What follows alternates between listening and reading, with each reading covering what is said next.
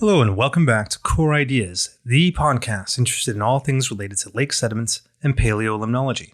My name is Adam Jeziorsky, and as always, I'm here with my good friend Josh Steampunton. Hello there, Adam. It has been a while. It has. Yeah, considering, well, we did say in the introduction we're going to leave time for comments and any feedback, ideas for the episode. So we did that. And the deluge of feedback will all be incorporated. That's it, exactly. But excited to continue on with this topic. Maybe we should remind our listeners what that topic is, the new arc, I guess. Yeah. So in today's episode, we continue the money, money, money arc that we introduced last time. And to recap, regular listeners may be aware that since we began the show, like 3 years ago now, both Josh and I have transitioned to new day jobs. Josh is now a tenure-track professor at York University, and I have made the jump from research into research administration. And these positions have both provided new perspectives on how academic research is financed, at least in Canada. So we thought sharing what we've learned would be very relevant to the show, even if it's not strictly paleolimnological in nature. Yep, that's right. And we talked about a few different topics we will explore in that series arc, and maybe some more will come up as we go. But the idea being that for most of our listeners, which we again assume are graduate students, when most grad students, and this includes us, begin that journey, enter into a new lab, office, whatever it is for the first time, they're going to go into that after applying to grad school, coming out of an undergrad, perhaps taking some time off. And when they do that, they're joining into an environment that's relatively put together, fully equipped in some form. It may be a new lab, it may be an older lab, but it will be established in some perspective. And they're not going to be putting a lot of effort into that process. They'll be maybe doing field work, and have to go through the receipt process and the reimbursement process, which is a pain in the butt to do. But really, how the money sort of comes in and goes out, moves around, basically the finance of that sort of environment is a little bit abstract or removed, and not really part of the day-to-day thinking of graduate students. Yeah, and it's been quite a while now since we were grad students ourselves. But we still thought it'd make some sense to begin this arc, like to properly begin the arc, looking at scientific finances from a graduate student perspective. For sure, because we do think, I think about this quite a bit for our own grad students, and it's actually quite interesting to think about those comparisons, and maybe we'll get into a little bit of that. So the majority of research funds are acquired by the professor of the lab, and we'll definitely be talking about that. I hope, anyway. in detail in another episode, as we have, or one of us has some first-hand experience with that acquisition of funds. But the first exposure to research funding of any kind, really, for the vast majority of people, is as either an undergraduate or a master's student. And yeah, we were good. Are we going to talk a little bit about undergraduates in this, or are we going to focus on the graduate students? Because it's mostly focused on the graduate students. But if you've not reviewed the notes, we're going to be talking about like summer sweat positions and things like that a little bit. So some stuff would be undergraduate relevant, but mostly grad student. Yeah, and even if you're coming in and that's totally off your radar, knowing that that's an entry point into the system, definitely, probably the very first potential entry point is good, because you may end up working with students of that nature. I did read the notes. Thank you very much. Anyway, let's continue. Okay. But yes, so the trope of a starving student is a very common one in all kinds of media and pop culture kind of sense. And that is because it is real. Post-secondary education is expensive, and it's getting more expensive all the time. And it is harder and harder, if not impossible now. I don't remember the last time it would have been possible to essentially pay as you go, but it was definitely before my time, before that was really viable. Yeah, and by pay as you go, what are you referring to? Like, what would that look like? I guess. In that phrase, I was thinking of, an undergraduate student being able to make enough at a summer job to cover the upcoming year of expenses, and so that means the vast majority of students, undergraduate students for sure. That's where you're either taking out loans, you're drawing down previous savings if you're independently wealthy, or, relying on parental support. Those are basically the three combination options.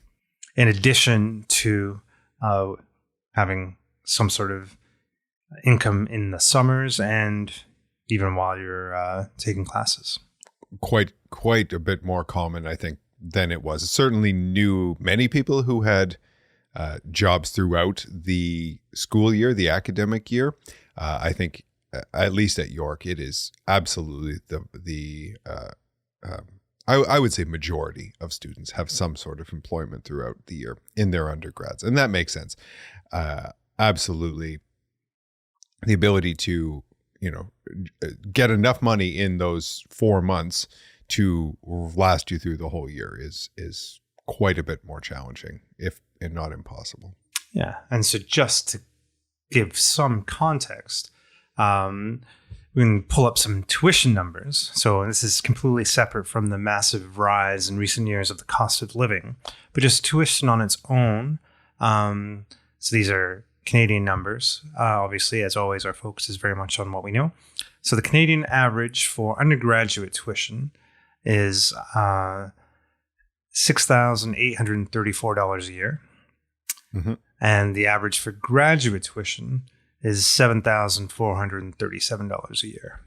So before you do anything else, before you have a roof over your head or have anything to eat over that entire year, basically you need $7,500 off the hop as a graduate student. Averaged over the whole of the country, which is going to have huge discrepancy. Well, not huge, but definite discrepancies across the different provinces and institutions. Yeah. And then I pulled up also the numbers specific to Queen's, but within the Faculty of Arts and Science, because this varies both university to university and also degree to degree. And the undergraduate number is higher than the national average at $7,422.81 for an undergraduate, but then puzzlingly a bit lower than the average for a graduate student at $7,185.77.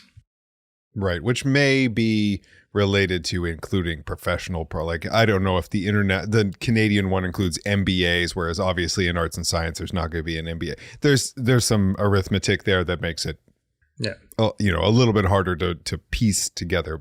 The point remains, that's a lot of money. It is a lot of money.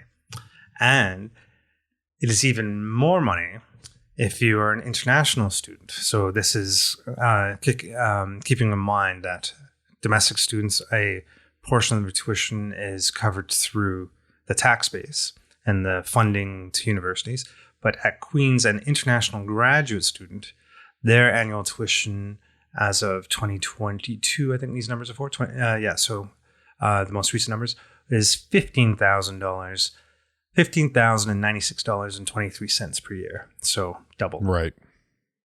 On top of elevated travel costs, because you have to fly. You're not going to just drive down the 401 to get to the place.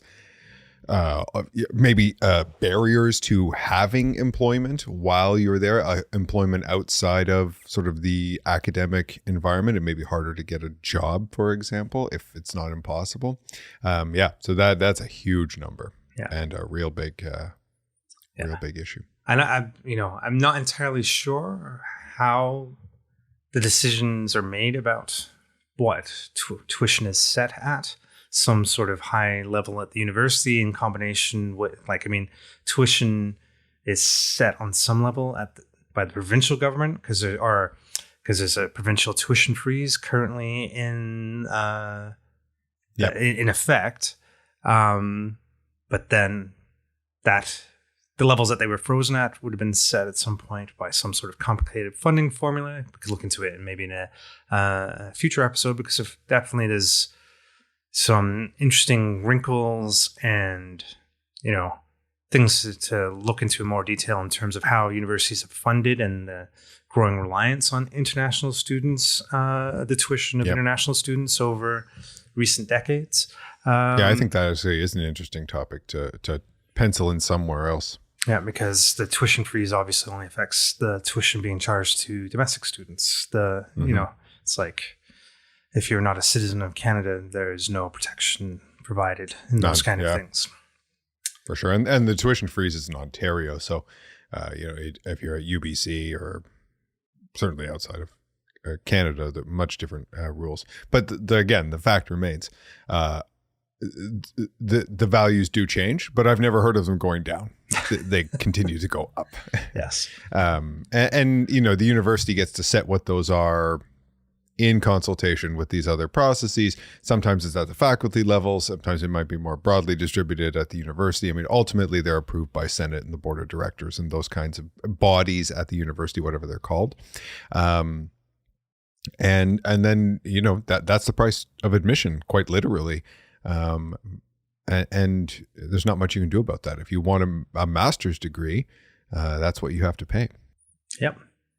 And, it's just using that segue into master's degrees. Graduate school is a little bit different again because it is full-time. You do not have summers off to have a full-time job for 4 months of the year to generate some of those funds, because most of the time you'll have some money coming in through some combination of scholarships, a stipend, and this varies a little bit by discipline, but TA-ships as well. Mm-hmm. And so the whole, I guess, funding dynamic is a little bit different as opposed to spend money 8 months of the year, make money 4 months of the year. It's kind of a more homogenous, in some cases, kind of system. Balanced, yeah. And that tuition is prorated over the whole year as well. Whereas, I mean, obviously it's on an annual basis as an undergraduate, but you really are only there unless you're taking summer courses, which you tend to have to pay on top of to do. So your tuition would go higher just for those 8 months, at least in our calendar. Yeah, that's an interesting point. There are many, many graduate students who have jobs outside, and we'll talk about that in a minute. But a lot of the funding is sort of tied around your research, the research occurring in your lab, and or facilitating other aspects of the university curriculum as a TA or a grader or those kinds of different relationships. So it is a little bit more kind of nuclear around the university. Yeah. So I guess maybe we kind of delve into those three income sources, I guess. So scholarships, stipends, and TA-ships. So scholarships are highly variable. So in some cases, we'll be talking about things like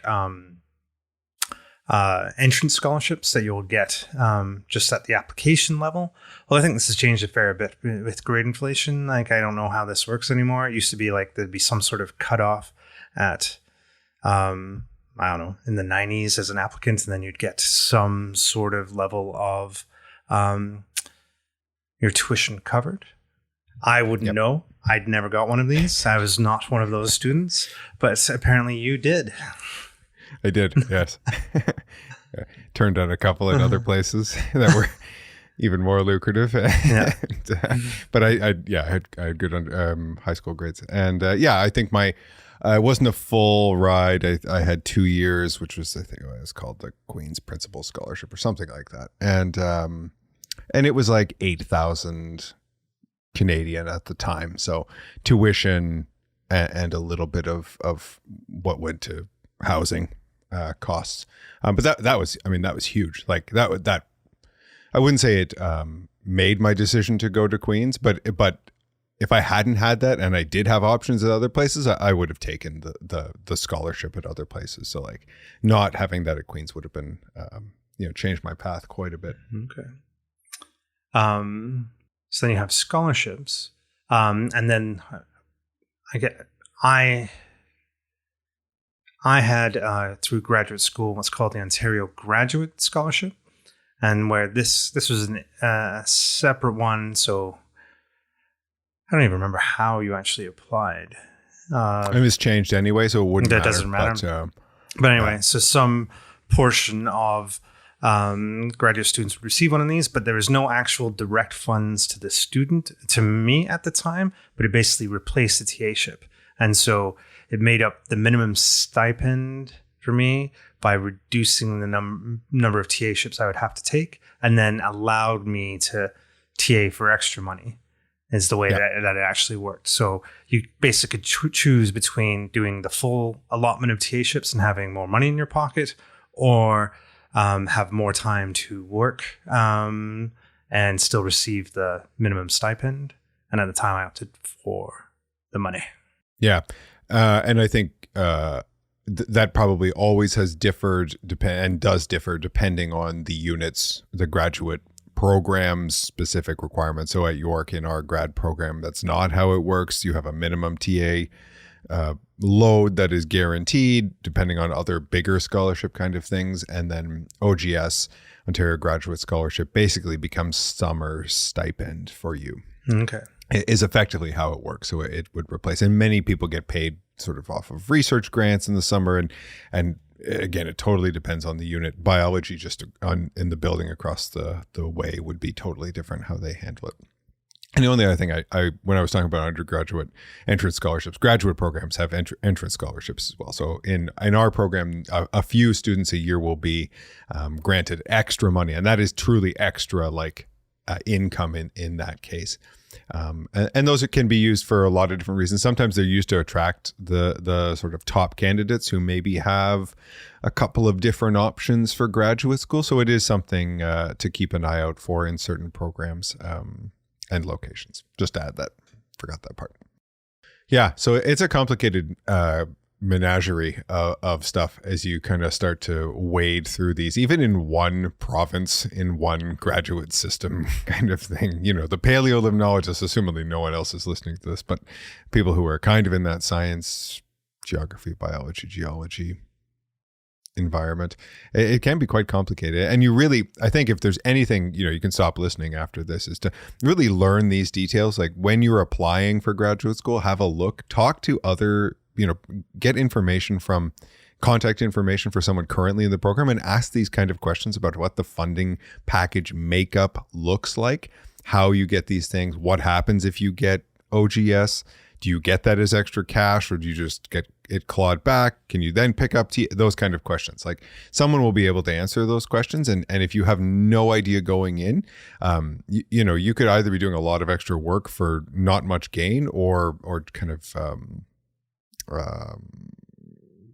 losing out on potential extras. Yeah. And I think that's a piece of advice that you'll run into again and again is like contact people beforehand. And just get a sense on so many different aspects. And, I didn't do much of that. I kind of flew in blind. No. And, it's one of those things of hindsight is 2020. Like the world is even more connected now than it was. But I think I'm quite happy with the route that I took. So I don't think much would change. But I think a couple of key emails while I was applying would have just smoothed out some of the bumps, I think. Yeah, for sure. Just take away any surprises. Yeah. Cool. All right. So we did scholarships, stipends. I guess the first thing we need to do is define what exactly is a stipend, because it's not a commonly used word. It's not. It's a strange word. What do we have as the textbook, let's call it Wikipedia definition of a stipend? It is a regular fixed sum of money paid for services or to defray expenses. It is often distinct from an income or a salary because it does not necessarily represent payment for work performed. Instead, it represents a payment that enables somebody to be exempt partly or wholly from waged or salaried employment in order to undertake a role that is normally unpaid or voluntary.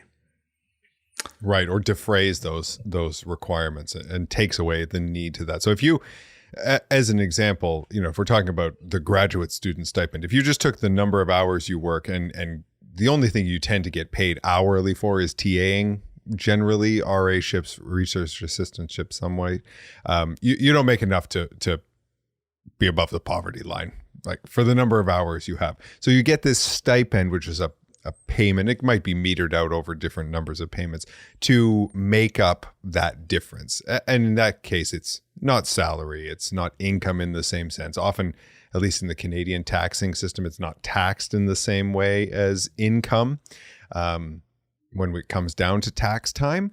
But that it makes up part of the take home money if it's not even if it's not salary. Yeah.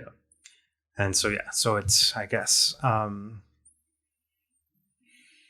it's something that wouldn't fall under the kind of legislation that would cover things like minimum wage, because no one is going to be covering how many hours of work. Is just, you'll get this monthly statement to keep yourself fed and clothed and sheltered while you do this degree to minimize the number of students living out of cars and such as what it would have or living in the lab. Yeah. And they depend huge, like unit to unit within a school to school, definitely. Even what they call it. So I don't think we call ours a stipend. I'm not even sure what we call it, but it is a stipend in that sense. Yeah. By that definition. Ultimately, it's a set amount of money that comes from some source. Sometimes it's from the faculty, sometimes like the individual supervisor, sometimes it's from the program sort of at the university level that sort of sets this minimum value that sort of is then added on to by salaried teaching, extra work as a research assistant, which is usually salaried or something like it. You work a number of hours over a time period. Yeah. Often through grants. Yeah, and then getting back, we'll come back to this another time. But this money in large part is going to be generated by the professor through grant applications. And so that was two of the three, and then the third would be TA-ships. And both Josh and I come from science backgrounds where TA-ships are a common contributor to the minimum stipend, and this is just. In science, there's lots of laboratory courses with lots of individual, like repeated sections of the laboratory courses means you need a fair number of TAs. And that's just the way it is. If you're doing like a particular chemistry lab or a particular limnology lab, your actual lecture class is going to be broken up into 4, 5, 6 in big universities, many more than that. Sections, and they're all going to run through the labs, and all of those sections are going to need a TA to kind of demo things. And so because of that, in science, there always seems to be a shortage. There are usually more TA, or at least when I was a graduate student, more TA-ships available than grad students to do them. So you could always have the option to pick up some of the least desirable courses if you really wanted to top up your stipend, basically. Yeah, and I think that probably depends, again, depending on location. Big grad programs that maybe have that dominate a unit, like a faculty or department, whatever it is, that doesn't have a lot of undergraduate courses may not be the case. So like in an example, our Masters of Environmental Studies students, this is a course-based master, so quite a bit different, are not guaranteed TA-ships. Some of them will pick them up where they have background that overlaps with courses, but there's a lot of MES students in the program. And many of the undergraduate courses and programs are fairly small in terms of number of students, are very hands-on with the faculty. So you end up with less need for TAs. But in science, I think that's a pretty accurate statement. I started my undergraduate at Waterloo, and at that time, I was able in my fourth year to pick up a TA-ship.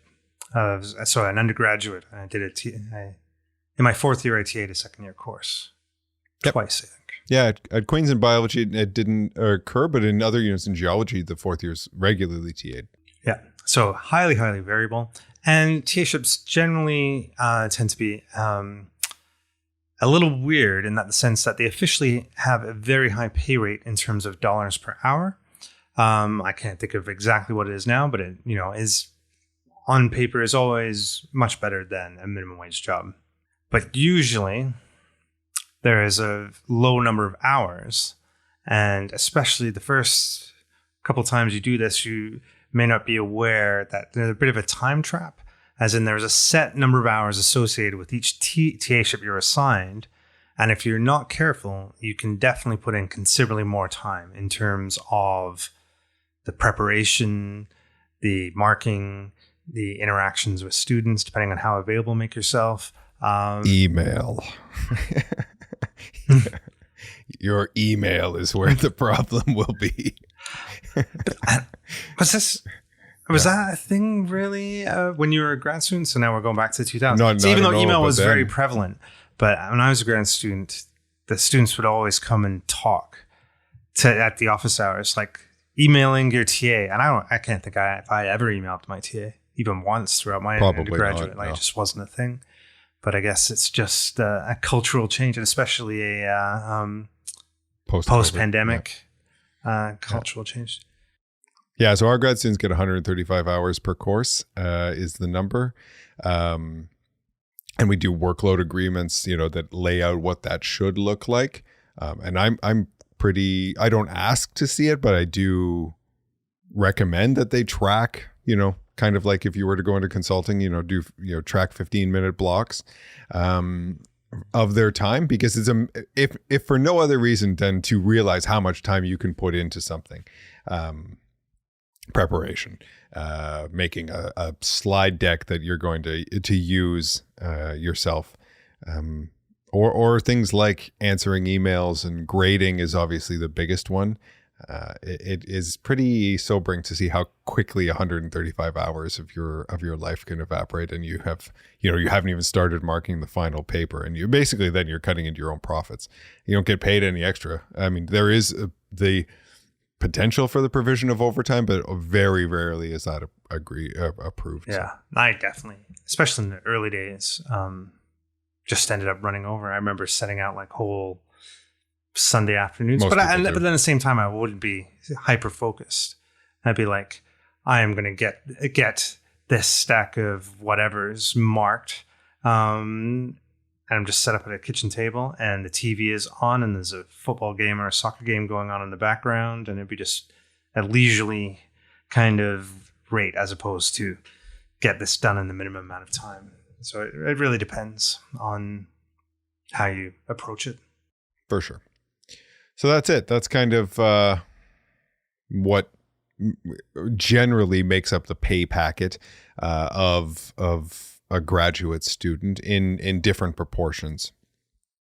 External scholarships, internal scholarships and stipends, teaching assistantships, and then the potential for research assistantship sort of work paid by the faculty, and every unit will have a different balance of what that looks like, and then so basically the idea is you have that value, that total amount, and the tuition, and the difference between them is what you have to live on for a whole year, 2 whole years if you're doing a master's, 4+ years for a PhD, and that that doesn't leave a lot. If you to do the minimum stipend value at a university, whatever that is, even a relatively well-funded one. I think York's, our graduate one is $24,000, something like that for domestic students, and it is higher for international students because of that huge difference. So $24,000, subtract 7,000, 7,500 away from that. That's not much.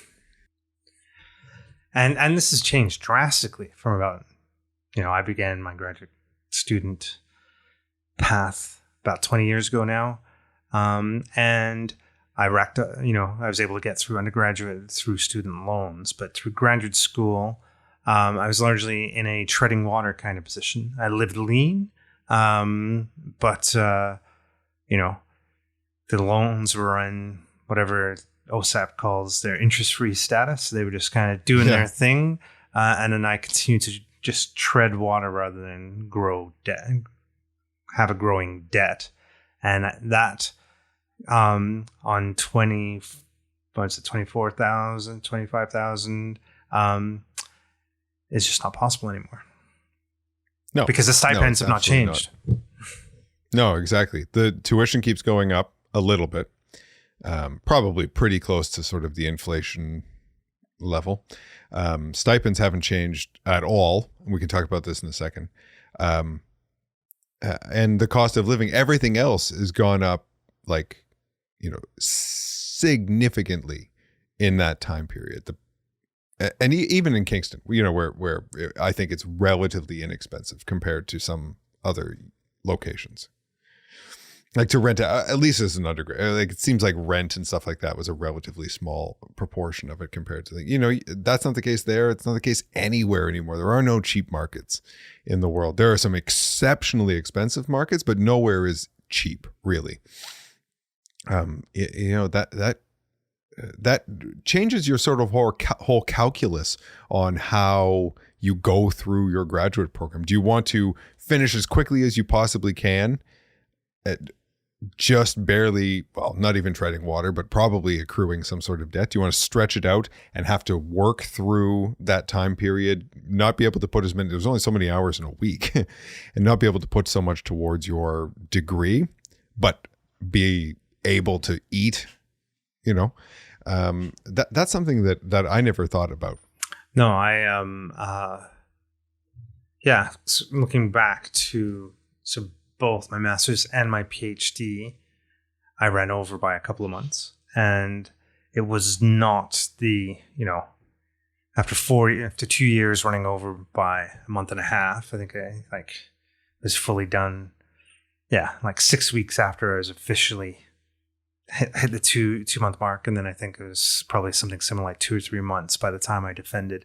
And so the whole process of I remember John coming into the office and go, you need to get rolling on writing, and yes, you've got a paper or two out, and sorting out an external and things like that, an external examiner for your PhD defense.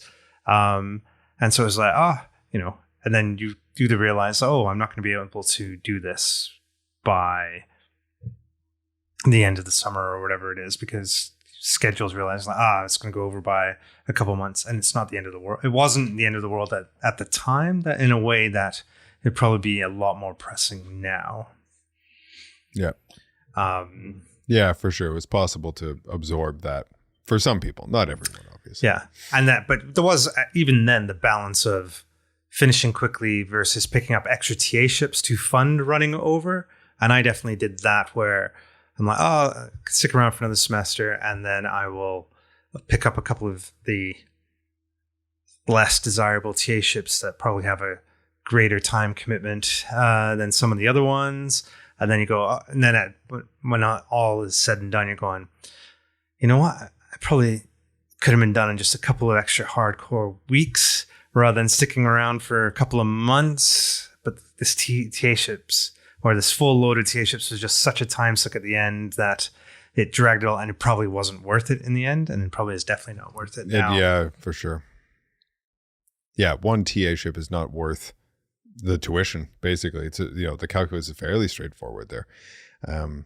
Finish and go on and try and find employment, especially in what is, it's not easy to get a job, but it is a bit of a buyer's market. For jobs. I guess that would be the flip side of it all. That the job market, if you wanted a silver lining or whatever kind of view of it all, is it's much more expensive to be a student today, but the job market, I think, is better now than it was in, let's say, someone finishing their PhD in 2008-ish. Yep. Yeah, for sure. I think that's played out in the statistics. It is something you all have to, you definitely have to think about. And something we think about too is like programs, faculty, recruiting grad students for both of those reasons, because it's actually fairly straightforward to, not straightforward, but there are jobs out there, and there weren't in 2008. But also because it's so expensive to live in Toronto, and there are other markets where that's exactly the same. Yeah. No, I definitely, in my new role, have definitely been on a fair number of meetings. I would never have realized this as a student or in my research career, but just where see a cross section of the university, department to department to department, and then see how different the situation can be in terms of the differing job markets for students in that particular field. And so there's definitely some fields out there where recruiting grad students is absolutely brutal because the job market is so hot. And it's like, I can either go into debt and starve as a student and get the same stipend as everybody else, or definitely walk into a job today and make six figures. Yeah, absolutely. And that is the choice. And in some of those careers, that's not, like in engineering, master's degree doesn't, is not all that commonly. Certainly PhDs, like very rare. Don't really get you any better outcome in that job market. Because you're doing it because you out of interest as opposed to a what's the word? The accreditation is like a career step. Yeah, exactly. You want to be a professor.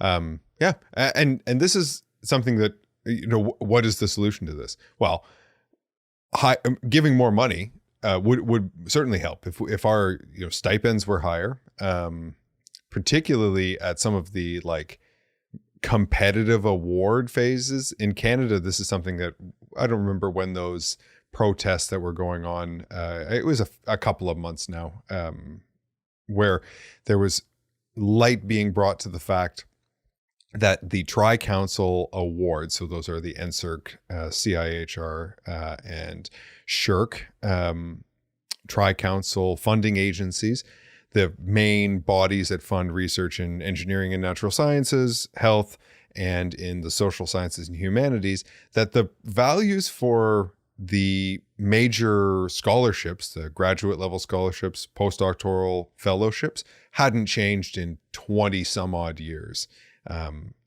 given all the inflation that's occurred between those time periods is insane.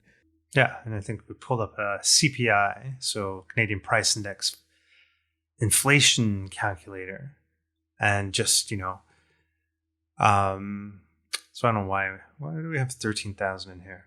But $13,000 in 2009, so 14 years ago. So something that costs 13,000. So let's say it's graduate student international tuition of something around 13,000, Sure. or an award worth 13,000. To be at parity, it would need to be $18,400 today. Mm-hmm. And in a lot of these awards, that is not the case. They're still $13,000. No, like a $21,000 for the NSERC graduate, the PGS level, postgraduate scholarship levels. That's the same as it was. It hasn't gone up by any number. No. Right? So it's effectively gone down by a lot, right?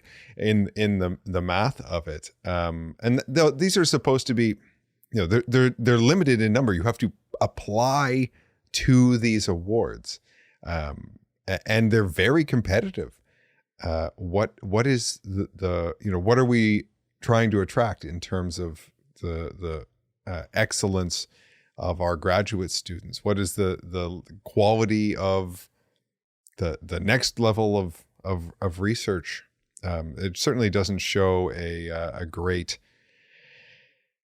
interest in investing in the future of science and all the other disciplines of research in this country, including things that are really important, like health research and all those things. And it's not that the private sector is going to drive all of those things. And most of those people have PhDs. They had to go to grad school anyway. So what do you do? That's a good place to start for sure. Yeah, but that'd be a good place to start. But I don't know if those protests, I don't think that start is happening yet. No. And I see things like the budgets are not changing in some of the big tri-agency awards, and the option to increase the value of individual grants. This isn't really affecting graduate students as much as affecting professors, but it's like more reduce the success rate rather than increase the pot. Yeah, exactly. So and it'll be the same kind. It would end up being the same sort of math probably. So it really does require a significant investment of new funds into research in all aspects. It is what it is. Got to keep pushing. Yeah, and I guess one other thing that kind of factors into all of this is that, I guess, not learning to live lean, but being okay with living lean. I don't know if it's a skill, but it would be something you grow accustomed to.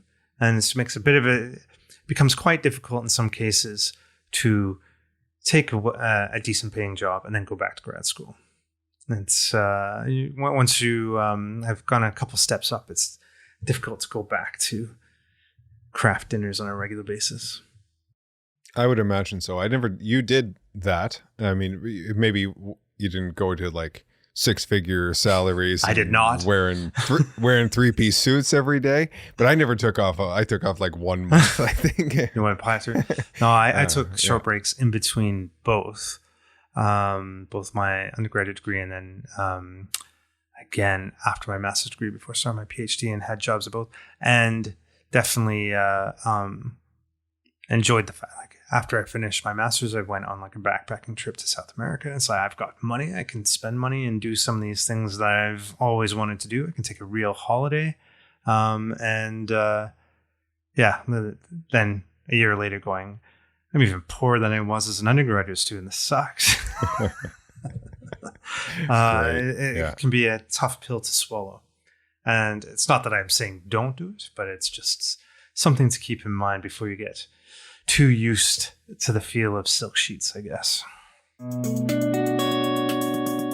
right, I'm just going to kind of wrap the final segment up here, thinking that an important aspect of this at every level is that no one really teaches you any of this directly. And in addition to like the key funding that you'll get through the program that you're enrolled in or the university that you go to, as a student, there are often many other pots of money that are available to you in a variety of sources if you go digging for them. So very specific scholarships, for example. Yeah, we know a few people, won't name any names, who were really good at doing this sort of thing, finding small, often underutilized, underapplied to foundations and awards broadly. That made up, and often those can just get added on and on and on. They don't come out of your, they're not clawed back from your minimum stipend, and did pretty well with doing that. One thing I would say, if that's something you're interested in doing, really can be quite lucrative, but you have to weigh how much time it takes to apply to 50 little awards versus the time it's taking away from your actual research. So if your evenings, if the thing you love to do is write little scholarship applications, great stuff. You might do really well with that. But make sure you keep it into the perspective of the big picture. Yeah, but depending on the value of them, like, I mean, if it's a couple hours to fill out an application through like your parents' workplace, if their union offers, for sure, there's probably not a huge level of competition because, again, you're dealing with there'll be some set number of awards, and it's easy to be lazy on the these application things. Window opens on July 1st, and the first 3,700 who come come in, get it. Yeah.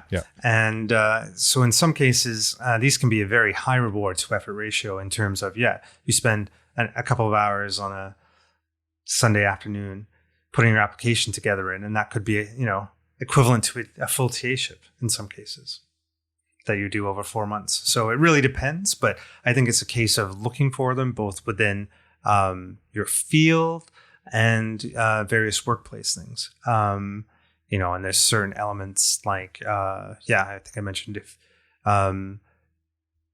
your family member is a member of a union, in some cases, they will have dedicated post-secondary scholarships available for the children of union members. There are some, I'm pretty sure, like there are elements within some workplaces, like if you're Tim Hortons, I think, has some level of internal scholarships that you could apply. So if you did that in your run up as a student, as a high school student, and then there might be some doors that are available to you specifically based on where you worked during the summers in the run up kind of thing. And then there's also individual applications and foundations tied to your field of study. So within paleo and environmental studies, we've known students that have both gotten scholarships through the Weston Foundation and related to Northern research, and also through L'Oreal. Was that Northern as well, or is that? No, I think those are broader. I think it's women in science is sort of the catch there. But yeah, they tend to be not-for-profits or corporations. And those can be quite lucrative because they often are coming direct. They're not clawed back because they're not considered in the same way, and they can be quite big money. I had a Weston a postdoc fellowship, which was great. How did you find out about it?